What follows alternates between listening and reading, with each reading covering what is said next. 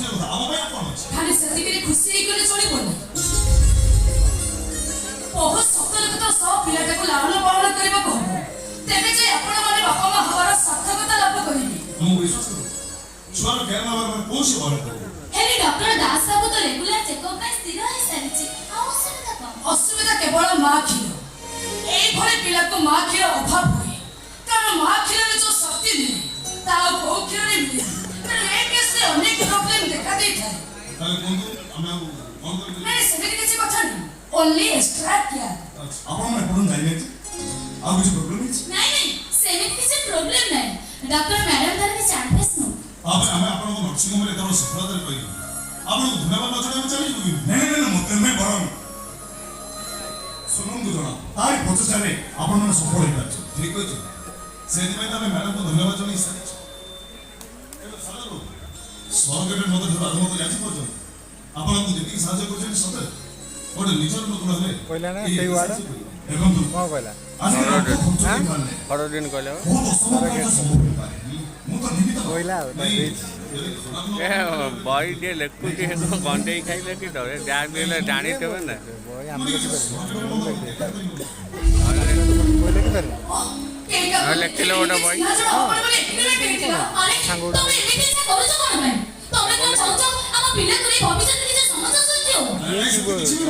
ବହି ଏଇଟା ଗୋଟେ ମୋଟା ବହି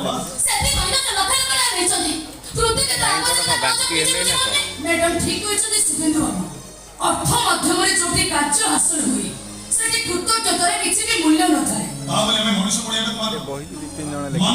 କମେଡି ଗୋଟେ ପାର୍ଟ ଦେଇଛି, ପେସେଣ୍ଟ ଜଣେ ପାର୍ଟ ଦେଇଛି, ଇମୋସନ ଜଣେ ପାର୍ଟ ଦେଇଛି, ଆଉ ଲେଖୁଛି ଜଣଙ୍କ ନା ଦୁଇ ତିନି ଜଣ ଯିଏ ତ ବହି ଚଲାଉଛି ସିଏ ଯାହାର ଟୋଟାଲ ନାଟ୍ୟକାର ଜଣେ ଏ ଶୁଣ ମୁଁ ତମର କାର୍ଯ୍ୟ କାମରେ ରହିପାରିବିନି। ମୋ ପୁଅକୁ ବହୁତ ଜୋର ଗରମ କଲାଣି। ମୁଁ ଯାଉଛି ଗାଡି ଭିତରେ ଏସି ଲଗେଇ ବସିବି। ତମେ ସେ କୃତଜ୍ଞତା ଭାସ ଧରିକି ଆସ। ମୁଁ ଯାଏ।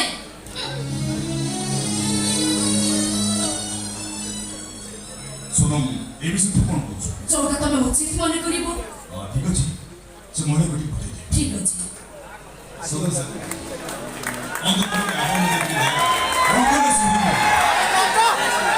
ମୁଁ ଆପଣଙ୍କର ବରଂ ମଣିଷ ପୁରା ଦ୍ୱାର ଖୋଲି ଦେଇଛି। ତା ଛଡ଼ା ସର୍ତ୍ତର ଚୁକ୍ତି ମୁଁ ରଖିନଥିଲି, ସର୍ତ୍ତ ରଖିଥିଲି ଆପଣ ସୁଗନ୍ଧ ଏଇଟା ଆପଣ ମୋତେ ସରଗଣରେ ମତ ଜ୍ଞାନ ଆସିଲେ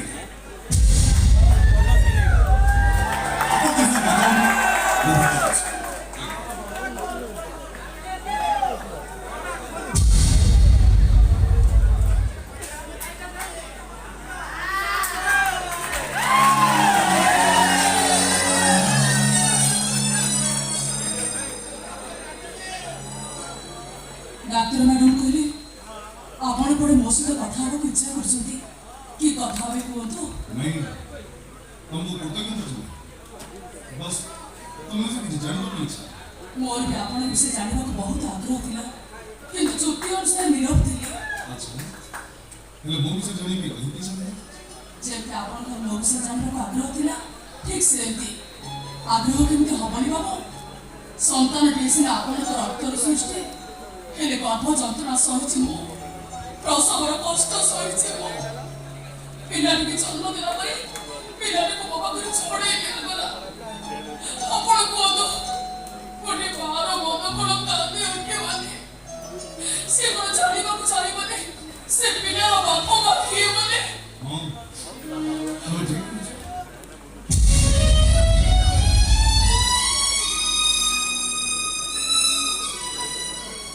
ତମେ ନିଜେ କଷ୍ଟ ଯନ୍ତ୍ରଣା ସହି ଆମକୁ ବାପା ମା ହବାର ଯୋଉ ସୌଭାଗ୍ୟ ଦେଇଛ ସତରେ ତମେ ଆମର ସବୁଦିନ ପାଇଁ ମନେ କଣ ଲାଭ ଅଛି ଏମିତି ମନେ ରଖିବାରେ? ଗର୍ଭକୁ ଭଡ଼ା ଦେଇ ଅର୍ଥ ନେଇଛି ବାସ୍, ଏତିକି ଆମ ସମ୍ପର୍କ। ମନେ ରଖିଲେ ଆପଣ କଷ୍ଟ ପାଇବେ, ବରଂ ଭୁଲି ଯିବାଟା ଆପଣଙ୍କ ପକ୍ଷେ ଉଚିତ ହବ। ହେଲେ ମୁଁ କଣ କହୁଥିଲି କି ଜଣେ ବିବାହିତ ଲୋକ ଯାହାର ମା ହବାର କ୍ଷମତା ଥିଲା କେବଳ ସେଇ ହିଁ ସ୍ୱର୍ଗରେ ନୂତନ ନିଷ୍ପତ୍ତି ନେଇଥିଲେ। ଦେଖିଲ କହିଲା କଣ କହିଲା ଲକ୍ଷ୍ୟ କରି ତମ ହାତରେ ତ ସୌଭାଗ୍ୟ କହ ତାମାନେ ତୁମେ କଣ ନାଇଁ ବାବୁ, ଦୁଇଟା ୱାର୍ଡ ମୁଁ ବିଧବା ନୁହେଁ, ମୋର ସ୍ୱାମୀ ଅଛନ୍ତି, ମାତ୍ର ମୋ Surrogate ହାତ mother. ଭାଙ୍ଗିନି ସ୍ୱାମୀ ପରିତ୍ୟକ୍ତା। କିନ୍ତୁ କାହିଁକି ତମର ଅପରାଧ କଣ? ସଂସାର କରିବାର ମତୁଆଲା ନିଶାରେ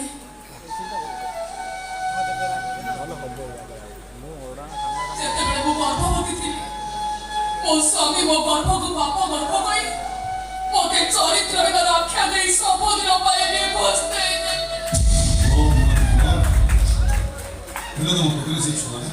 ପିଲାଟି ଜନ୍ମ ଦେଇ ତାରି ଆଶ୍ରାରେ ବଞ୍ଚିବାକୁ ଇଚ୍ଛା କରିଥିଲି, ମାତ୍ର ବିଧାତା ଦାଉ ସାଜିଲା ଏକ ନର ରାକ୍ଷସ ଯିଏ ମୋ ପରିତ୍ୟକ୍ତ ସ୍ୱାମୀଙ୍କର ଶତ୍ରୁ ମୋ ପେଟକୁ ପଇଠା ମାରି ମାରି ମୋ ଗର୍ଭଟାକୁ ନଷ୍ଟ କରିଦେଲା।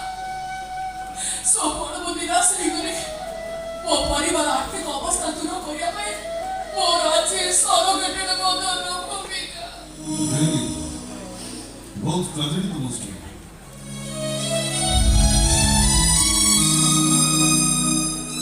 ହେଲେ ତମେ ଏତେ ସବୁ ନିରବରେ ସରିଗଲ କେମିତି? ଆଇନ ଆଶ୍ରୟ ନେବି କଣ ଲାଭ ମିଳିଥାନ୍ତା ବାବୁ? ପଡ଼ିଗଲା ତରକାରୀ କଣ ଆଉ ସ୍ୱାଦ ଥାଏ? ତା ଛଡ଼ା ଆମେ ବହୁତ ଗରିବ, ସେ ବହୁତ ଧନୀ ଲୋକ ଯାହାକୁ ମୋ ପତି ପରମେଶ୍ୱର ଭାବି ଦେବତା ଆସନରେ ପୂଜା କରୁଥିଲେ। ଆଇନର ଆଶ୍ରୟ ନେଇଥିଲେ ତାଙ୍କ ମାନ ସମ୍ମାନ ଉପରେ ଆଜ ଆସିନଥାନ୍ତା। ହେଲେ ସିଏ ତ ତମ ପ୍ରତି ଅବିଚାର କରିଛନ୍ତି। ପରନ୍ତୁ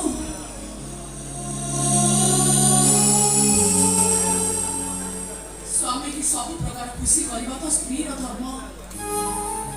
ମୋତେ ପଛେ ଯେତେ କଷ୍ଟ ଯନ୍ତ୍ରଣା ଦେଇ ସେ ଖୁସିରେ ରୁହନ୍ତୁ, ଏହା ହିଁ ତ ମୋ ତପସ୍ୟାର ଫଳ। ଶାସ୍ତ୍ରରେ ଅଛି ସ୍ୱାମୀ ନିନ୍ଦା ନରକେ ବାସ। ମୁଁ ପଛେ ରାସ୍ତା ଘାଟରେ କୋଉଠି କୋଉଠି ମରିଯାଏ, ହେଲେ ମୋ ସ୍ୱାମୀଙ୍କର ଅମଙ୍ଗଳ ଚିନ୍ତା ମୁଁ କେବେ ବି କରିପାରିବିନି। ହେଲେ ତମେ ତ ଚାହିଁଥିଲେ ଅନ୍ତର ବିବାହ କରିପାରିଥାନ୍ତେ। ହଁ, ବିବାହ କରିପାରିଥାନ୍ତି।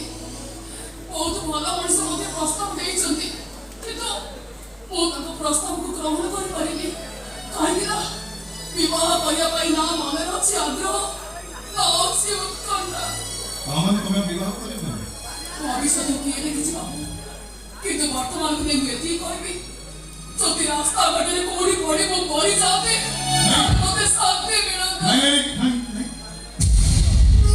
ସେମିତି କଥା ମନେ କାଟିବା ଉଚିତ। ଆଚ୍ଛା, ତମ ପରିତ୍ୟକ୍ତ ସ୍ୱାମୀ ସିଏ ଯଦି ତାଙ୍କ ଭୁଲ ବୁଝିପାରି ପୁଣି ଥରେ ତମକୁ ତାଙ୍କ ସ୍ତ୍ରୀର ସ୍ୱୀକୃତି ଦେବ?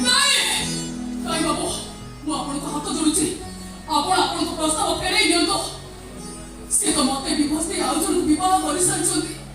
ନିଜର ପତ୍ନୀ ଥାଉ ଥାଉ ଆଉ ଗୋଟେ ପତ୍ନୀ କଣ ଦରକାର ଯେ ପରିତ୍ୟକ୍ତ ପତ୍ନୀକୁ ନେଇ ରଖିଦେବାରେ ରଖିବେ? ମୋର ପୁଣି ଲଜ୍ଜା ଆତ୍ମସମ୍ମାନ କିଛି ଅଛି କି ନାହିଁ? ହଁ,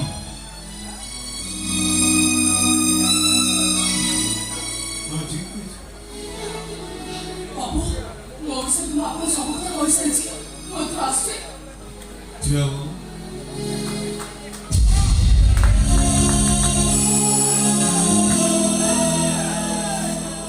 ମୋ ବିଷୟରେ ଜାଣିବାକୁ ଇଚ୍ଛା କରୁଥିଲ ପରା? ଜାଣିଲୁ? ଆଉ ଅଧିକ ଜାଣିବା କଣ ଦରକାର? ଯେତିକି ଜାଣିଛି ସେତିକି ମୋ ପାଇଁ ଯଥେଷ୍ଟ। ହେଲେ ମୁଁ ତ ଏ ପର୍ଯ୍ୟନ୍ତ ମୋ ବିଷୟରେ କିଛି କହିନି। କହିବା କଣ ଦରକାର? ଅନୁଭବ କରିବା କଣ ଶକ୍ତି ମୋର ନାହିଁ? ସ୍ୱାମୀ ପରିତ୍ୟକ୍ତ ହେଲି ବୋଲି ମନ ହୃଦୟ କଣ ମୋର ପଥର ପାଲଟି ଯାଇଛି? ଆଚ୍ଛା, ତାହେଲେ ମୋ ବିଷୟରେ ତମେ କଣ ଅନୁଭବ କର? ଆପଣ ଜଣେ ସୁନ୍ଦର ମଣିଷ, ମନ ହୃଦୟ ନିର୍ମଳ। ଅନ୍ୟର ଦୁଃଖରେ ଆପଣ କଷ୍ଟ ପାଆନ୍ତି, କିନ୍ତୁ କଷ୍ଟ ଲାଭ କରିବାର ଶକ୍ତି ଆପଣଙ୍କ ଭିତରେ ନାହିଁ, ଯୋଉଥିପାଇଁ ଆପଣ ଦୁଃଖ ପାଆନ୍ତି। ହେଲା, ଏଥର ମୁଁ ଆସୁଛି। ଠିଆ ହୁଅ।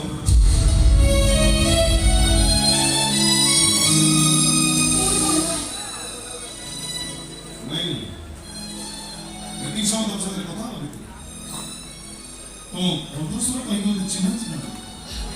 ବିଶ୍ୱାସ କର, ଲାଗିଲା ସତେ ଯେମିତି ମୋର ବହୁତ ପରିଚୟ। ବାବୁ, ଅନ୍ୟର ଦୁଃଖରେ ଦୁଃଖୀ ହେଲେ ଏମିତି ଚିହ୍ନା ଚିହ୍ନା ଲାଗେ। କାହିଁ ଆପଣଙ୍କ କଣ୍ଠସ୍ୱର ତ ମୋତେ ଚିହ୍ନା ଚିହ୍ନା ଲାଗୁନି। ଆପଣ ସହିତ ମୋର ଆଗରୁ କଣ ଦେଖା ହେଇଥିଲା ବୋଲି ସେମିତି ଧାରଣା ତ ମୋ ମନରେ କାହିଁ ଆସୁନି? ନାଇଁ, ଯଦି ତମେ ଖରାପ ନ ଭାବିବ ତାହେଲେ ବାସ୍ ଛାଡ଼େ। ଘରେ ମୁଁ ତମ ମୁହଁ ଦେଖିବା ପାଇଁ